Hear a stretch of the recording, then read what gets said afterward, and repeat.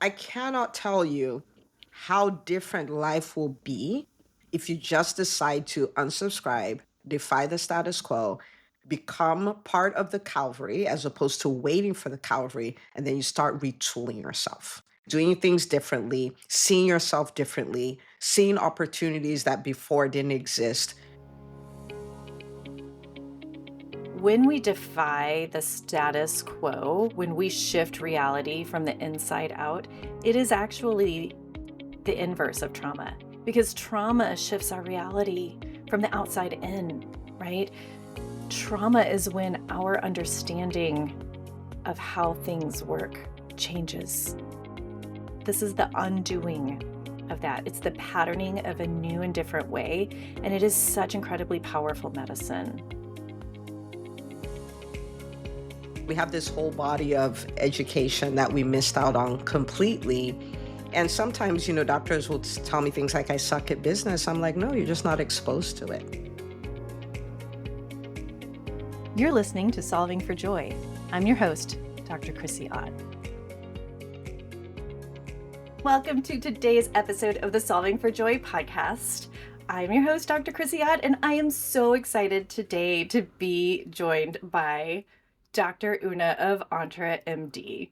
Dr. Una is a board-certified pediatrician, an extremely successful serial entrepreneur, and the CEO of her own practice for 14 years. She is the founder of EntreMD Business School, where she helps physicians build profitable businesses so they can enjoy more freedom and joy in how they live and practice medicine. Her work has been featured in Forbes, and EntreMD was recently ranked number 315 on the Inc. 500 list of fastest growing companies. What? Dr. Una would be honored to speak to your audience and would love to bring practical, high-value insights. So please know that Dr. Una is a legend in the physician coaching circles. She's laughing, probably blushing, and I'm just so excited to have this conversation with you. Thank you for coming on the podcast, Dr. Una. Thank you so much for having me. I've been looking forward to this conversation because you're amazing. Oh my gosh, likewise, likewise. I'm going to start off by telling you, I had the same thought with Dr. Erica Bove a few weeks ago. I wish that I had her resource when I was going through fertility challenges. And from 2008 to 2016, I had a tiny little one-woman practice called Nano Practice PDX. And it was delightful, guys. I had like this beautiful rug and a little red love seat across from a little brown leather chair, and we would have tea. And then these glass shoji screens would open, and there was this gorgeous big skylit exam room. I mean, it was so incredible. And I would spend 60 to 90 minutes with new patients. I mean, it was really practicing medicine to my own ideal standard. And I had no idea what I was doing from a business perspective. I probably made every mistake makeable. And if I could give my past self access to EntreMD Business School and to Dr. Una, you guys, that practice might still be open. So I'm just thrilled to be connected and get to explore a little bit about your work and how you got here. Thank you so much for sharing that. I think I really that resonates with me so much because this is the narrative we have as physicians, right? Like we had the arguably the best training in the world. We save lives. I like to joke that we bring people back from the dead, which is what we do when we run codes. Like we do amazing things, but we have this whole body of education that we missed out on completely. And sometimes, doctors will tell me things like, I suck at business. I'm like, no, you're just not exposed to it, right? Like, because if you can save lives, you can run a business. It's much easier to run a business than it is to save lives. We just didn't get any training. And so to think that while, the practice could still have been, even though, we don't really do regret, right? With what you're doing, you're helping so many physicians thrive and all of those things. And there are many practices that are probably thriving because of the work you do. So it's like no harm, no foul. That's right. We don't argue with our results. We flow with them. We flow. And also that road not taken, it does pull at my heartstrings a little bit. It really does. It's so true. We don't get training in business, and I think that's by design. We have a system that creates the exact results it was designed to create. It is not advantageous for physicians to also be savvy in business for the healthcare industrial complex. I don't need to get all like, soapboxy right at the beginning. But I think it's a really powerful insight, especially for female physicians, to acknowledge, yes, because I now know what I don't know. So how am I going to go about knowing it? What's the next step to learn the thing that will empower me instead of disempower me in this relationship? Because we are in relationship to everything, are we not? We absolutely are. We absolutely are. And you talk about, especially for the female entrepreneurs, and I couldn't agree more. And I think it's more so because of the things we need to give up to become physicians, right? Maybe it shouldn't be that way, but it's just the way it is. And whether it's our families, whether it's our fitness, whether it's our self care, and we have what we do at work, and we have a gazillion things like another full business, maybe even two businesses, aka our households. Oh my gosh. And Yes. so when you stack business on top of that and you're not quite sure what you're doing, it's almost traumatic. You know what I mean? Or maybe I should just say it is It is traumatic. traumatic. Mhm. Um, but then in my work, it's not by design, but it's just the way it is. 99% of my clients are females. And to watch them then build businesses and build their dream lives concurrently, right? Like I'm building the business, which lets me practice medicine the way I want to, and it lets me live my life the way I want to in ways that we've never had permission to, or we just didn't know we could. So we can take the time off. We can go have lunch with our kid at their school. We can take a vacation a quarter if we want. We're confident enough to say yes, that extra thing. No, thank you. I'm not going to do it. As opposed to yes, right? And I think we can have a very different kind of life and very different experience once we start learning these things that we just weren't taught. So I always invite people to unsubscribe from the way physician entrepreneurs interface physicians in general interface with the world, and the things we've bought into, like this is the way it should be, and I should be this stressed out, I shouldn't have time for myself, and I should chart till 10 o'clock every night, and every weekend I should be working through stuff, which all becomes worse when you become an entrepreneur if you don't manage it, because at least your job has a timeline, the business thing doesn't. So yeah. There's very little leaving work at work when you're an entrepreneur. I mean, good news, bad news. Um, I'm super interested in the moment or the season or the inputs that activated you, radicalized you in the best way. Tell me, like, when did you see this light? How did it come about? When did I become radicalized? I love that. I'm going to start using that line. um so I would say there are three big moments, and let me see if I can walk through those. The very first one happened, when I started my first job as an attending, fresh out of residency, the very first day and the very first patient I saw. And so subconsciously, the entire time, I went through med school, and I went to med school in Nigeria, and we use the European system. So it's survival of the fittest. There were 420 people in my first year in med school, 120 graduated after 6 years. That's the model. Like give as many people the opportunity and may the best man win. And so I've going never through that, whistled into this microphone before. Sorry, listeners. I couldn't help myself. but it was worth the whistle, you know? So gone through medical school, then moved back to the US, and then, went through residency and all of that. Subconsciously, you're doing all of that knowing that someday I'll be able to slow down, or someday I'll be able to stop, and someday I'll get the reward for whatever it is I'm doing. And so I remember walking in, seeing my first patient, and I was like, I'm the attending now. I see the patient. The buck stops with me. I write the script, and nobody's asking me what I'm doing. I'm the boss. And I was done seeing the patient, And I walked out of the room and it was the most anticlimactic feeling. It's almost like you've been running for over a decade to get to a place where this is not really where you're planning to be. Because my thought was like, so what I just did in that room, I'm going to do that 25 times a day till I'm 65. I'm like, this cannot be. Like, there is something terribly wrong with this picture. And so I didn't know anything about anything. I didn't know what my options could be. I just knew something was wrong.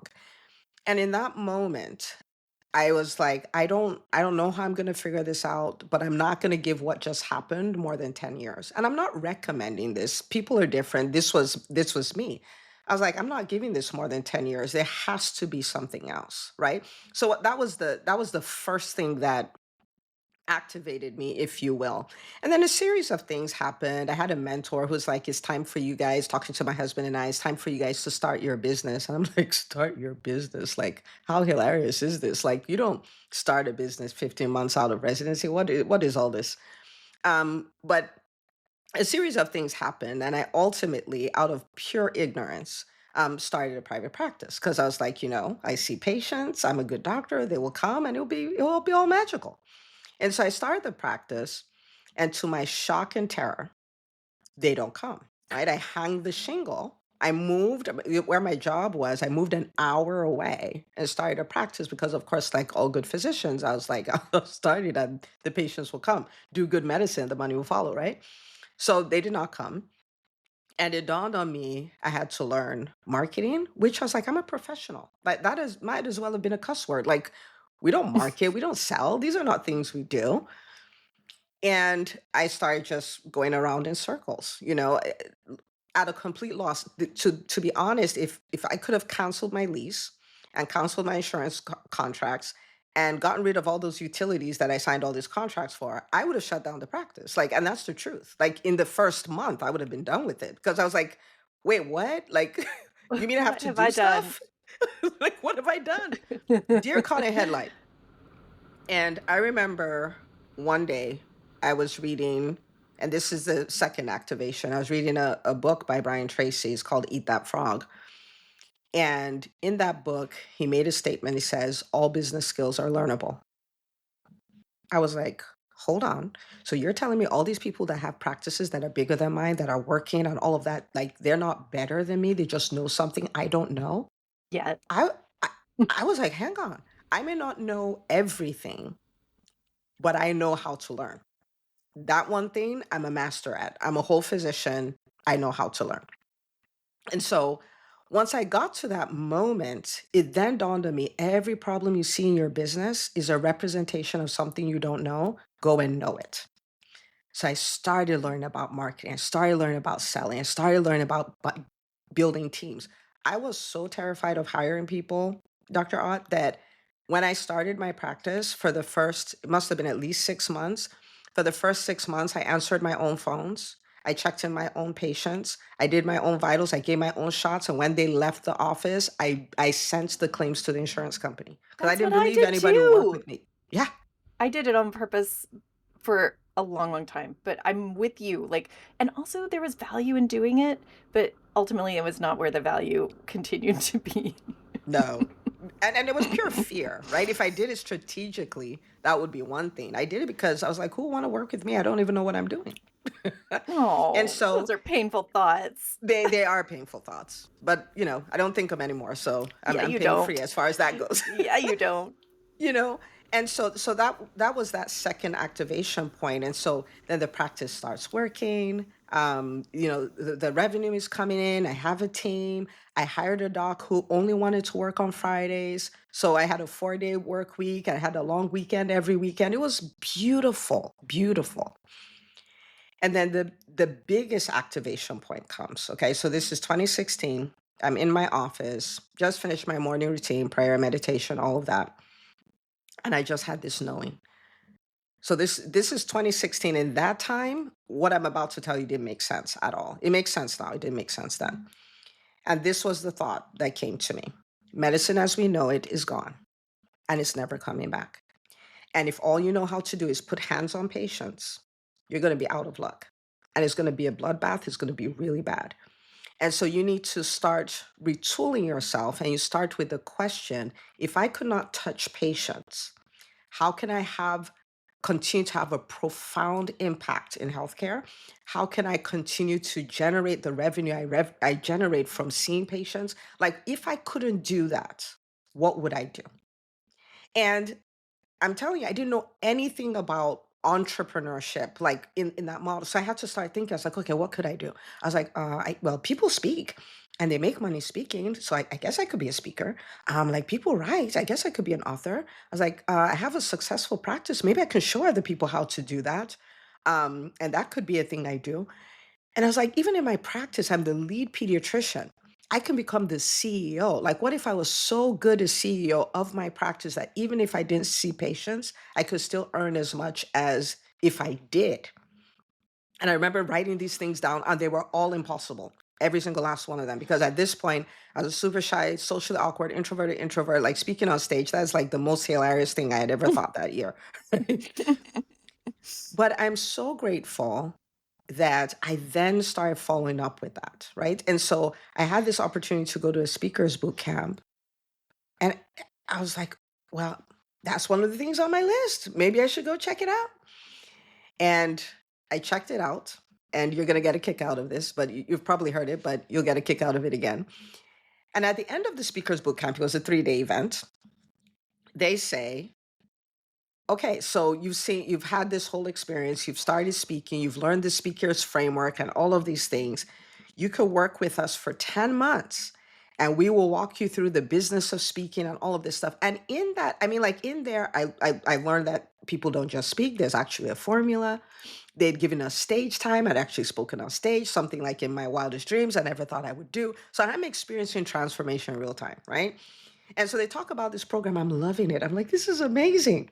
And then they say the investment for this program is $43,000.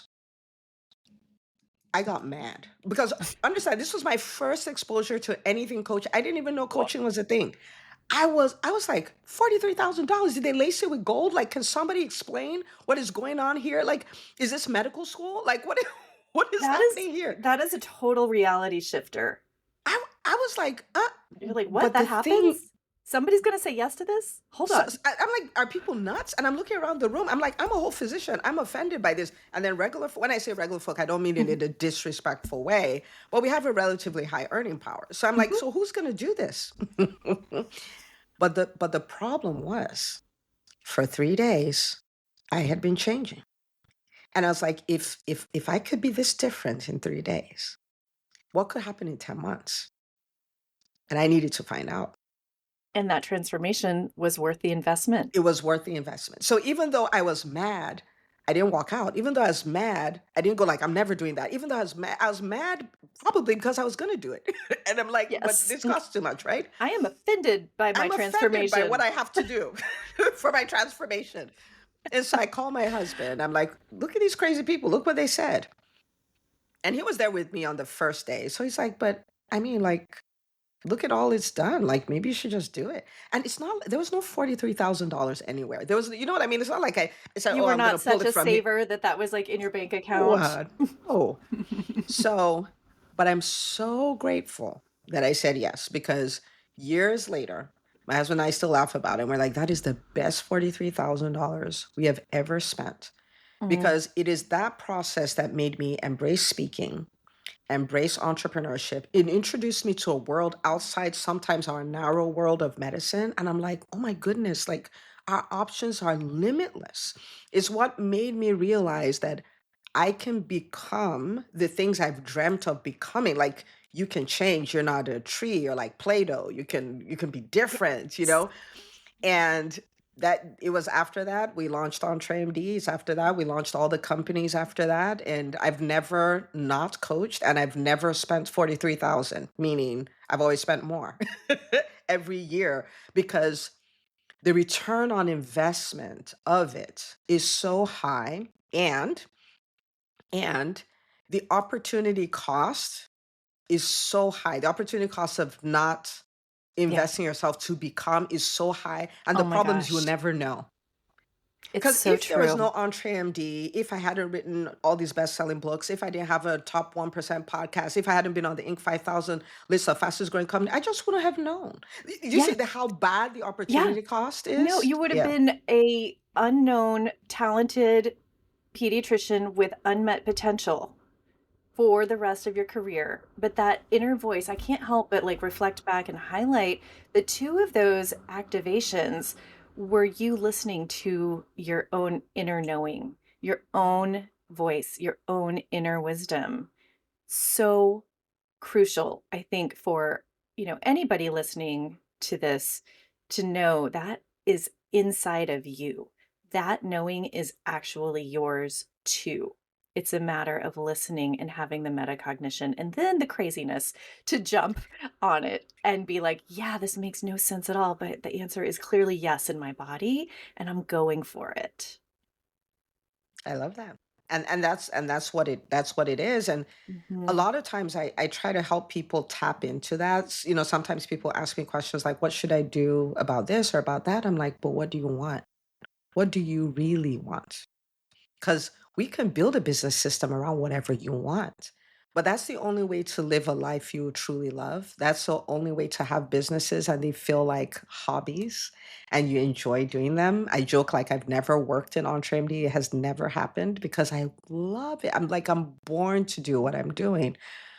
But, to become the person who can follow like follow the yellow brick road and become who you're supposed to be, there are other skills required and there's courage required and it will be a little crazy.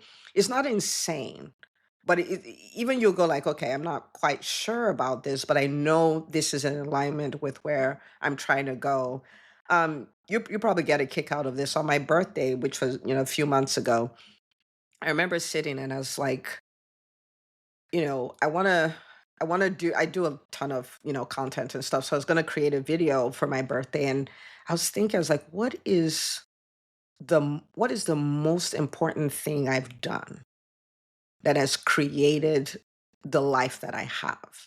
And it took a few weeks to think about this, because there's so many things I've done over the years. I'm 46, so that's a long time to do a lot of things. But when it came down to it, is one thing is the process of becoming. That has been the biggest driver since I discovered it is I'm just becoming more of me. I'm peeling off everything that is not me. I'm being more me. And the more me I am, the bigger impact I have. The more me I am, the more output in the world. The more me I am, the more revenue I create. And the more me I am, the more peace I have, right? Because I'm not being anybody.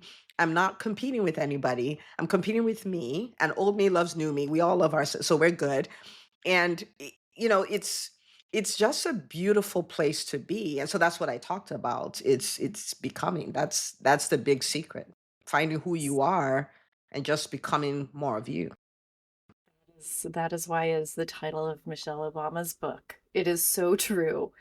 It is it just makes me smile so big to hear you reflect on that because it feels so deeply true and resonant.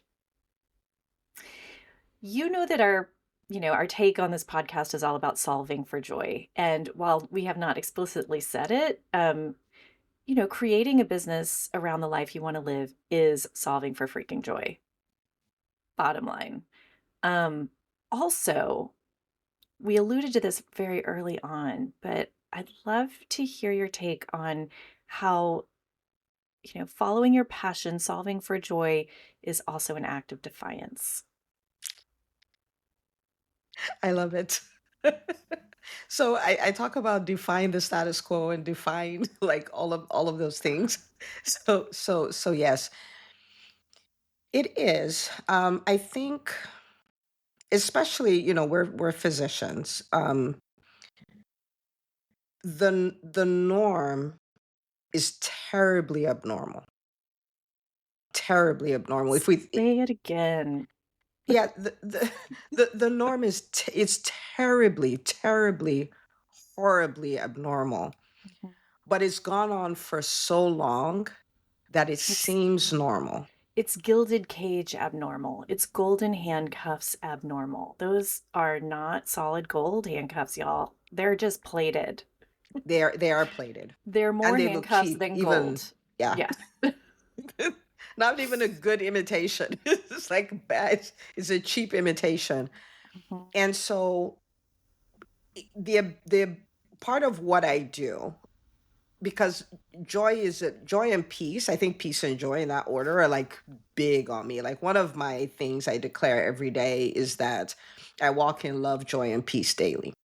It's a Yes. thing because that's what I want. I don't want to live a stressed out life. Like life is too short and we only get one of them. And when I say too short, even if we live to 120 is too short. So it has a timeline. So for us as physicians, our goal is really to look at what it is that we truly want and steer away from this is the way it's always been, right? So for instance, private having a private practice that is not making any money, but you have to go take a locum job to pay the bills is considered normal. It's considered normal. Hiring a team, and the bigger your team gets, the less profit you make and the more stress you have is considered normal. Being burnt out is normal. Charting till 10 o'clock is normal. Like, not staying in your lane is normal. But think about how we became physicians. We rejected every lane, right? Many people there, maybe you're a first generation physician, or they told you couldn't be a physician because you're a woman, or you couldn't be a physician because you failed some tests once upon a time, or you couldn't be a physician because we Or defied you all of like just come from a family that is like not full of people with advanced education. there you go. And so we defy, like we are so against the status quo, but then we get into this system and it kind of beats us into shape, right? And then it says, this is your lane, stay in the lane. There is no lane, right? Like, so that is abnormal. And the product of that is then the burnout, is the loss of autonomy, is being devalued in the healthcare space. It is really having those plated look, kind of sort of look like golden handcuffs on. So you don't have any creativity. You don't have any freedom. Many of us went into medicine because we wanted to help people. I've talked to doctors like forever. 99% went in because they wanted to help people. But we didn't say we wanted to help people in the context of the exam room in this algorithmic way as directed by the insurance companies. Like that's not what we said. And so we have the goal, we want to help people, but there's so many ways, there's so many expressions of all of that, but they're like, no, this is your lane, this is the cookie cutter way, and this is the only way you're going to do it. Yes. They're like, And shh, so stay small. yeah, yeah, stay small, don't be heard, like all of that stuff. And then Especially in 10,000, pediatrics. Am I right? Like yes, pediatrics is the number one offender for this. Like, yes, oh no, you need to fit into this square box, y'all. and don't move. And so beaten pediatricians into this narrative. So this is what they say. I'm just a lowly pediatrician. I'm They like, oh sure my do. goodness, stop Don't ever saying say that. that. Yeah. Stop saying that, because and that's why Mm-hmm. I love entrepreneurship, because I'm like, entrepreneurship is the great equalizer. You can earn as a neurosurgeon if you want. If that's your jam, then go for it. But why would I let somebody, because I went to a school and went to a residency program, then make me see myself as lowly? I wasn't lowly before. I would never have let someone call me lowly before I went to the training. And I'm not going to spend, multiple six figures in debt to get an education that makes me then identify as lowly. Like, I'm not going to do that. Right. And so we're in a time, and this is going to change, but we're in a time where there are not enough examples of what is possible. So this all seems normal. And this is the reason why I talk about, like, I'm so grateful you have your podcast, because that's what you're doing. You're showing people, it doesn't have to be this way. We can have a different reality. That's why I have Yes. my podcast. That's why I feature my client stories so much and all that. I tell them every time we meet that you are the vision boards for the physician community, because you are the ones who are going to show them this is abnormal. Yes. So there is no pathway to joy, peace, that feeling of significance, not from a prideful standpoint, but my work matters and I'm having a profound impact in the world. There's no path to that without defying the status quo. There just isn't. And nobody is coming to change our perception of the status quo. That's Yeah. our work. Nobody's coming Yes. to say, "Oh, you're being devalued in the healthcare space. Let's change that. You don't have any Mhm. autonomy. Let's change that. Yeah. You're burnt out. Yeah. Oh my goodness!" Like nobody's going to do that. We're the ones who are going to say, "Enough is enough. There is I'm no done. Calvary coming. There is no Calvary." This just dropped into my head. You know, when we defy the status quo, when we shift reality from the inside out, it is actually the inverse of trauma. It is the anti trauma because trauma shifts our reality from the outside in, right? Trauma is when our understanding of how things work changes. We are shocked, right? This is the undoing of that. It's the patterning of a new and different way, and it is such incredibly powerful medicine. I just keep going back to that moment in 2016 when you got the download. This is over. This is done, and now it's time to respond to that knowing. I mean, that was a divine inspiration. Definitely was. Definitely was. And I am so grateful for it because what it did is it prepared me for what is happening now. And Yeah. so with all the craziness going on, I'm just outside of it. I'm not part of it. And the people, for instance, with my clients and stuff like that, they're just not part of it. So if somebody in the entrepreneur business school, for instance, gets fired, like, oh, we replace your job with somebody else or whatever, they come back in the group and post it. Everybody celebrates them, like, yes. Yes, you've been prepared for this. You know what to do. The business you wanted to start, go start it. If you don't want to start a business, you know how to lean into your Rolodex and get a better position. Like it's not, there's no falling apart and what there's none of that.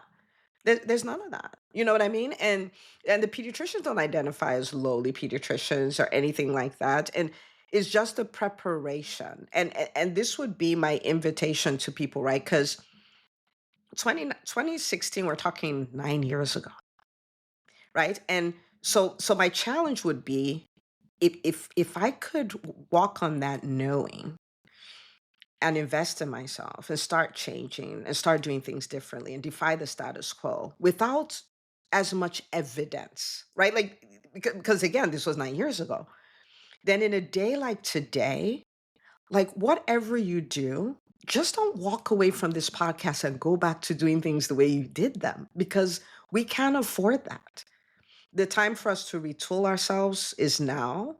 I mean, it was 9 years ago, but now, now is the Yeah. next best The time. best time to start to plant a tree was a while ago, A but while ago, but next best today will time is do. now. Yeah, today will Absolutely. do. But I cannot tell you how different life will be if you just decide to unsubscribe, defy the status quo, become part of the Calvary as opposed to waiting for the Calvary, and then you start retooling yourself. Retooling, doing things differently, seeing yourself differently, seeing opportunities that before didn't exist. You will shock your own self, which is where I am now, totally shocked. Yes, I am seeing you on horseback with armor and weaponry leading this beautiful cavalry of physician entrepreneurs in doing like their individual brilliance in the world. We need the individual, unbridled brilliance of every single one of us, whatever it looks like. No matter how irrational it sounds, if it's alive in you, it's for a purpose. That's the truth. That's the It's truth. for a purpose. And if we can marry that purpose, that meaning and alignment with delight, then we are solving for joy at the highest possible order. And that is what I am here to do. That is what I want to empty myself out in this world for. And you're getting it done. I don't know if anybody's told you this, right? But I was listening to your episode with Dr. Shokut, and I was like, she has a podcasting voice. Your Oh, voice is so pleasant and it evokes joy. I was like, I could listen to this all day, Dr. Una, just that so is you such know. high praise. Thank you. Thank you. I will share with you that, like everybody else, well, maybe not everybody, but many people who have had a hard time listening to themselves recorded. As a younger person, I had a lot of thoughts about my voice. And, you know, It's true what they say about speaking too. When you get yourself out of the way, it actually does not matter to me what my brain thinks my voice sounds like anymore because I am here to deliver what I am here to deliver, you know? And that shows up on a in the moment basis. I just like I'm here to let it be through me. And then it doesn't matter if I look foolish or sound foolish or stumble over my words. And that's a certain kind of freedom that really gets big for many of us around the golden age of 50. Zero F's to give anymore, my loves. Yeah. So you said something, if I can just piggyback off of it, because it's so profound and so brilliant, right? When you're focused on what you're trying to do and who you're trying to serve and the change you're trying to make in the world, then all the fears of imperfections, they really do go away, right? And it's for speaking, it's for social media. I mean, docs come to me all they're like, Dr. Una, I want to work with you, but I think you're gonna make me do social media. So we're not gonna do that, right? Because I don't want to be there. I'm like, yeah, but your people are there. Your people are there and they're hurting and all of that stuff.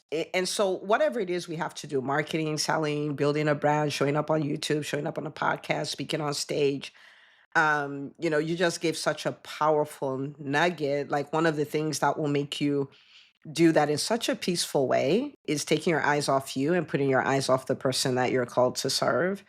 And then everything is easier and it's more fun, you know, it's full of joy. So true. I feel like spaciousness and freedom in my body when you say that. It feels so, so true. Dr. Una, I know that you are a parent. I think of five young for humans. Four. for Thank you. humans. Thank you. Precious little humans. Tell me about your legacy of joy for them. Man, okay. Well, I'll start off by saying, um, love being a parent. And it ranks above any business that I would do. I'm very clear what my priorities are. And so in the order of priority, number one for me is my relationship with God. And then second is my family.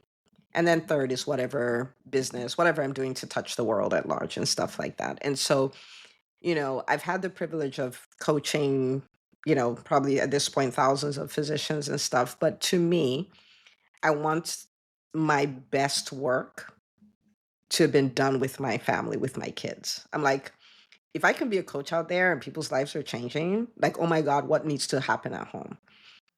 So the way that looks for me, and this is not a formula, it's a way of thinking. So for me, I'm like, I have four kids and I want to do my best to empower them to succeed. And success means they become everything they're wired to be, right? Like there's no, which is very, like, I'm Nigerian, right?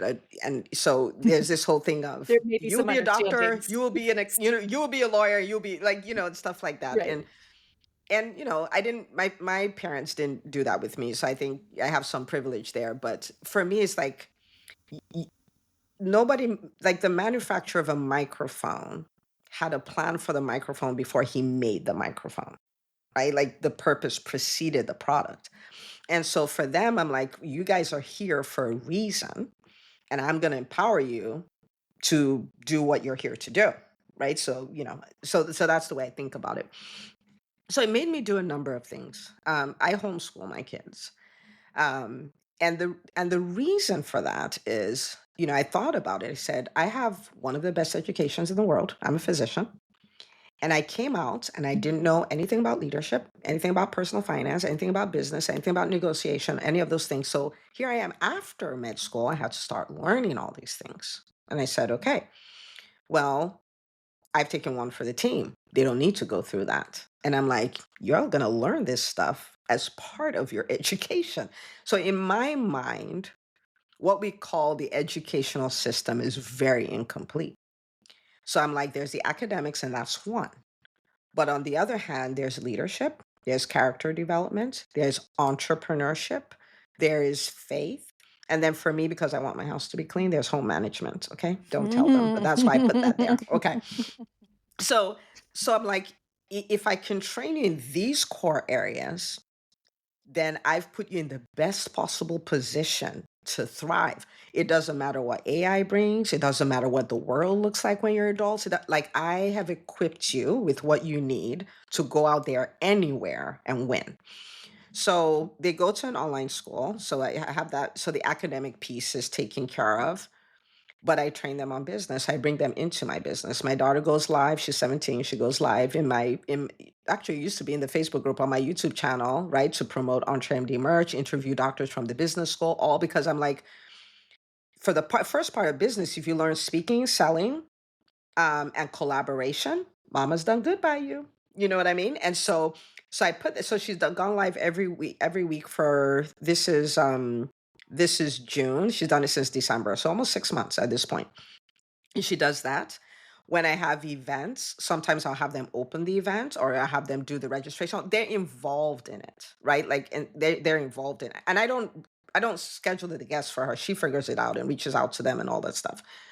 So I have them learning business. I have them learning leadership. I have them reading a personal development book a week, down to the 9-year old. She'll be 10. She'll be 10 this week, but 9-year old. OMG. Oh my gosh. So I'm doing all of that because, again, I'm like, if they have the faith, the academics, the business and leadership, the finance and the character development and the home management, they're good. I don't shop. I haven't shopped in years. Dr. Una, Eh, can I please send my daughter to your house? you have to make sure she'll like it because I had to I sell am them on all this stuff. Dude, I am in complete awe of that, level of awareness, meta awareness for all of those things. I really am. I'm inspired. Yeah, that's what I do with them. So shopping, I'm like, you make the list for the house, and I would stay in my car in the parking lot. You go in. Here's the card. May the force be with you. Like, and I've done that with her for years. I think I started doing that when she must have been 15 or so. Yeah, it started. I'm like, go do your thing. I don't do it. I don't plan birthday parties. They plan the parties because I'm like, best place to learn is here. Place to make all those mistakes is here. And so my thing is, by the time you're 20, you're set. Like, mama's done her part. And if mama made a mistake, you're still young enough to go figure it out on your own, and that's kind of the Mhm. approach that I've used. Um, because I just want to, I just want to put them in the best possible position and let them thrive. I'm gonna be sitting with that information for a long time. That feels so profound to me, and I just, like, bow to that high level of thinking and parenting. Such an inspiration. Um, I'm sure that, if they're like most kids, they probably resist some of the things some of the time. Um, but They, what a they, gift. then again, everything in life is sales, right? And so I've learned to And you've been sell selling them. them their whole lives. Yes, I sell them on it, right? And so, for instance, they started off homeschooled because they had late birthdays and stuff like that. But ultimately, we got them into private school. But after COVID, I was like, my daughter was kind of like me, and when I was growing up, I was insecure, I guess that's what it was, and I didn't wanna stand out. So, sometimes I'll do things I didn't agree with because I didn't wanna be different and stuff like that, and I could sense she was that way. I was like, in my day, it was easier to get away with that. In this TikTok generation, that's gonna be tough." You know what I mean? And that was one of the reasons I was like, "Yeah, I think I need to." And some other things are happening in school. I think I just need to bring them home and kind of, get them ready for the world and then release them to the world. I was like, I don't think they're ready for the world yet. And so what I did is, I know she's competitive, right? I know she's competitive. And we had a friend, a friend, we're acquaintances on Facebook, Dr. Taylor. And she had her daughter graduate from law school at 19. She was homeschooled. And so, she did stuff early and all of that. And so I Oh, showed the story to my daughter, and I could see her eyes just dim, like, huh. You know what I mean? So I that's the do thing. And so know. when I started talking about homeschool, you could go ahead and all of that, they were more with the program. You know what I mean? Like, She was like, "Let me at it." but yeah, so I would sell them on stuff like that. And one daughter would say, "Oh, but what of all my friends?" I'm like, "Yeah, but did they go on this vacation? Because now we can go on vacations like off peak or whatever when their classmates are in school, they're in Europe, and so it's like, is this really that bad?" You know what I mean? And so we Absolutely. we sell them on it. Yeah. So amazing. I could speak with you for hours longer, but I know that our time is coming to a close. So I just want to give you the space to kind of share a closing message from your heart about joy with our listeners. And I'm so grateful that we had this time together. Yeah, me too. Me too. What I would love to leave the listener with is this: as a physician, um, as a person, you can have a life that is full of joy and full of impact, and you have financial freedom and you have time freedom. And it may sound like, what? But you can. The problem is we haven't had that for so long that the absence of it seems like the norm. But think about you, like if you had your way, that's what you would create for your children. That's what you would create for your family. That's what you would create for everyone, right? Like, because that's the way it's designed to be. However, in the times we find ourselves in, it won't happen by autopilot. There are some things that we need to do, and it starts with retooling ourselves. We've said this multiple times on here that we didn't get an education, but we can. Right? There's a podcast like this podcast. There's the EntreMD podcast. There are books. There are programs. There's the EntreMD Business School. There are all these things you can learn business skills. You can learn to negotiate, right? So if you're employed, because this applies to you whether you're employed or you have a business, if you're employed, you can negotiate for the time that you want. You can negotiate for the raises you want. You can have intelligent business conversations with the people who are the decision makers to negotiate for less time and more money. So many people have done it, right? You can do your business in such a way that you're not wasting your time doing the things that don't matter, but you spend most of your time doing the most impactful things. So you have such a big impact, even though you're doing it less time, not more time. Like we can have that. The starting point for everyone is saying enough is enough. I'm not going to accept the way things are. I'm not going to continue doing it this way, and just decide to make a 180. There's so many people who've made that decision and they've turned around and their lives have been dramatically different, and it can be you too. So just unsubscribe. It may look like the majority are there, but the healthcare space and the physician community actually need people to say yes so they can see what's possible. So be the leader. Be Be the the leader. be the vision board. I love Yeah. the way you Yeah. said that. Um, Big hugs, so much honor, tons of respect and admiration. Thank you so much, Dr. Una. Thank you for having me. And thank you for what you do. The physician community needs all hands on deck, and you're spreading joy. I can't imagine anything more powerful than that. It's amazing. We do what we are called to do. Let us join hands and do it. Thank you again to Dr. Una for this grounded and generous conversation. I'm still holding on to her phrase, unsubscribe from the status quo. There's something quietly radical and deeply liberating about that. The idea that we don't have to stay small, stay silent, or stay stuck. We can retool, we can rewrite the story, and we can choose to become more fully ourselves. Next week, I'll be joined by Rachel Castillo, a confidence coach with a camera whose work helps people feel seen in the truest sense. We'll talk about healing, visibility, and what it means to show up in photos, not just polished, but present. And yes, Rachel will be joining us in person at the Physician Coaching Summit this fall as our official photographer and offering headshots to many of you. I can't wait for you to meet her. If you're a coach or a physician looking for your people, please come and join us at the Physician Coaching Summit. It is one of the most connected, creative gatherings I know. Learn more at thephysiciancoachingsummit.com. And if you're curious about what coaching could open up for you, visit joypointsolutions.com. I'd love to connect. And as a reminder, I'm a doctor, but not your doctor. This podcast is for educational and inspirational purposes only and not intended as medical advice.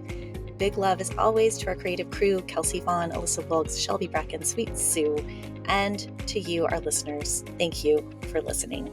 It means so much to share the space with you, whether you're walking, driving, charting, or just catching a breath between things. I'm honored to be in your ears. May you find a new way this week to unsubscribe from the status quo and solve for joy. We'll see you next time.